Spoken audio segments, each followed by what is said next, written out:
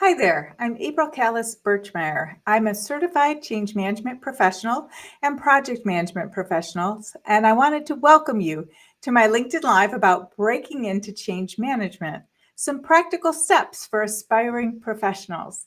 And I wanted to talk to you this today about how important I think it is that you can figure out how to become a change management professional, what you need to do to sort of break into this profession if that's where you want to go. And maybe you're not even sure that's where you want to go. But I will tell you that it is a great place to be as a change management professional. I think there's a lot of people in the project management world who are maybe a project analyst or maybe working as a project leader even, who are looking for a change of pace where they'd like to be more involved with the people side of change, not so much in working toward the project milestones and technical milestones, but helping people to adapt the change. I think also there's a lot of HR professionals and practitioners who may be in operational side of the world and might think, I really would prefer to be more project based. And if you're in that category and you feel like you enjoy human resources because you love working with people, but you feel like you miss that excitement of being project focused, change management might really be a great place for you to go as well. So let's talk a little bit about how you can become a change management professional, because I have to say there's not necessarily a clear path to becoming a change management professional. But I will give you my experience. I will share with you how I've accomplished moving from sort of the project management world into change management, and how you can, a few steps that you can take to ensure that you are able to move in that direction as well, if that's what you choose. So I will tell you that I started out in the training world, and that's where a lot of change management professionals come from. Training and development, learning and development, teaching, as adjunct or as a professor in a university, or even teaching in a high school or elementary school role.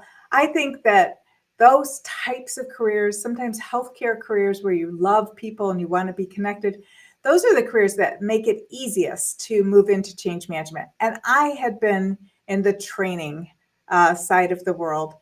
I also had a master's degree in communications. Not that you need a master's, I just happened to have that at the time, and was good at communicating. I'm also a hard worker. And so I loved training, I loved teaching.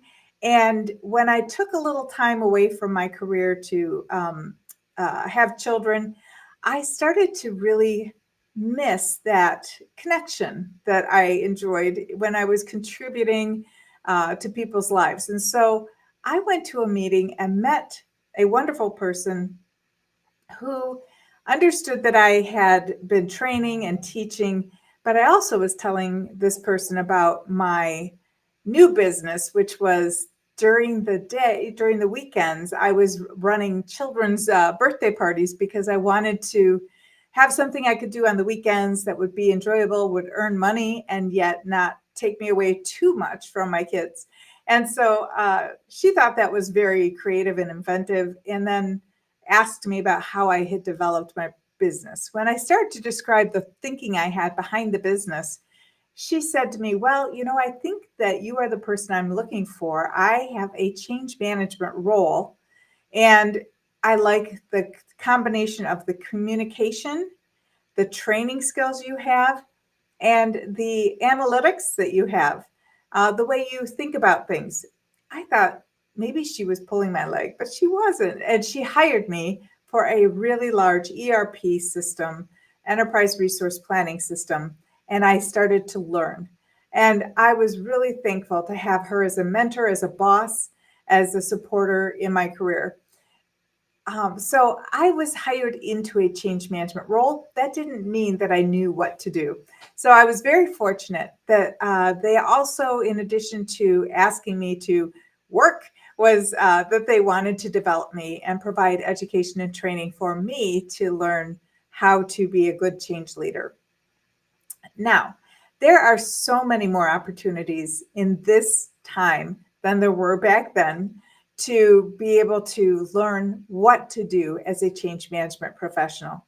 And had I known that 25 years later there would be some training, I would have been very excited, because at that time I really was just thankful that my employer was providing training for me, and that I was having a lot of training through the experience that I had. And I really enjoyed working in that organization for a number of years, and then went on to work in other change management roles.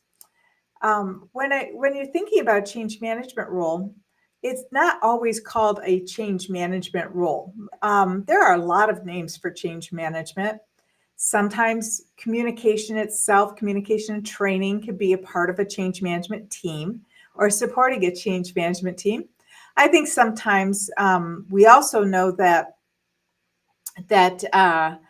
when we're doing some sort of business process redesign, or looking at um, structural processing in an organization, organizational development, that is a great way to move into change management. And those who have organizational development degrees or OD degrees, or maybe like I have coaching, OD coaching certification, all of those are really very helpful in ensuring that you know what to do when you're in the midst of a change, and that can lead into a change management professional role. Um, I think also HR, human resources professionals, are often tasked with training. They're often tasked with making structural changes, maybe even moving groups of employees around, ensuring that things that are the way they are now are moving into a future state. And that is what change management professionals do. So I think that that's a very good focus as well. And then there are all sorts of ways. Project professionals sometimes are working on technology and suddenly realize that, hey, there's some end users here who need to be trained. And I don't think anybody's taking care of this. And you might move into that space and end up in the change management world. But whatever it is that you're doing, you should be looking for the types of experiences, whether they're volunteer experiences or whether they're experiences in your work, where you can start to see that there is a vision, there's a story and a vision of change. Something is going to change, and you put your hand up in the air and volunteer to be one of the people who helps those who are in the current state now move into that future state, move into the new world. And they need support. They need communication support. They need sponsorship support. They need an understanding of the direction of the change and why we need it.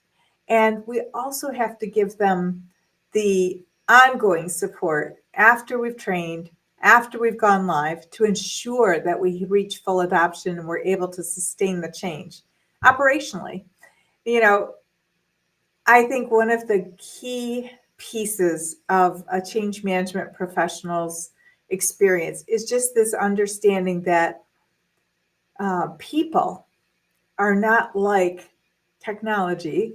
People are slow. Technology can be fast. We may be able to get to a technical milestone very quickly, but the people who have to adopt that technology and do the work using the new technology take longer to be able to get there. And it's for a couple of reasons. People take longer because people are complex, right? They are not simple. People are very complex, and they need time to make a mindset shift, to move their mental image of what they do and who they are to the new world of how I'm going to do this in the future and who I will be in that future state. I think they also not only need the mindset shift, they need the skill shift.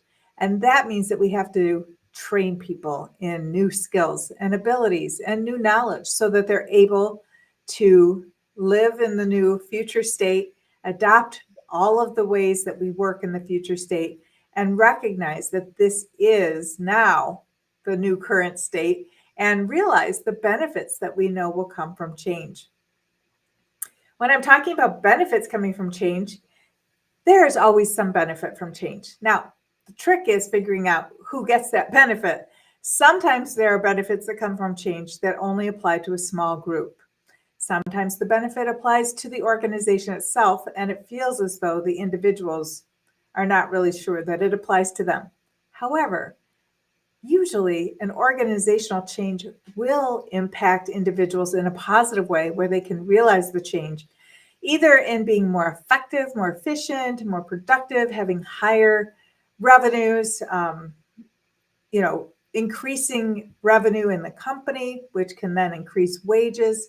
I think there's a lot of things that you can point to as how we realize the benefits of the change. And so if I had to start now, in the world that I'm in now, I think I would start with looking and joining the Association of Change Management Professionals, acmpglobal.org. The Association of Change Management Professionals is a fantastic community of supportive change management practitioners. And if you are looking to become a change management practitioner, that is the first place that I would suggest that you start. Go become a member, read and see and look at everything on the website, become involved in the ACMP Connect conversations online, become involved with our webinars and conferences, and just, soak in all of the great information on the site. Then I think I would also start to look for some training. And there's a qualified education provider training list on the ACMP website where you can look up different offerings from qualified education providers. As a disclaimer, I am a qualified education provider, so want to make sure to put that out there. No conflict of interest. I am a QEP, and I respect many of our QEP partners that I work with. And I would look for some training that would help me understand my role as a change management professional. I would also maybe investigate some of the college offerings, university offerings. I know Cornell has a certificate. I know the University of Wisconsin-Stevensville-Platteville offers a certificate. I think Case Western has a program, a change management and organizational development degree, perhaps. Northwestern as well is also very active in the change management space. And I would look, if I wanted to do a master's degree or some sort of advanced degree, I would look to those universities to see if there's something that feels like the right fit for me. I think I would also then start to ask for, in whatever role I'm currently working in, ask for opportunities to do communication, training, or be a part of business process redesign. Because I feel like it's the combination of those things that really make you a strong change management professional. When you understand how to reorganize the structure of things, and when you recognize how you can communicate more effectively, ensure that you're telling the story of change, and that you understand the kind of learning and development tools that would be helpful to individuals to help them adopt change. So I'm going to leave you there for the moment. I hope that you go look at acmpglobal.org and see what it is that they have to offer you. Tell them I sent you. I'm happy to share this wonderful resource with you. I am going on vacation after this, and I will be back on July 8th with my next LinkedIn Live. But in the meantime, I hope this is helpful to you if you are thinking about breaking into change management and you're looking for some practical steps in how to do so. Take care.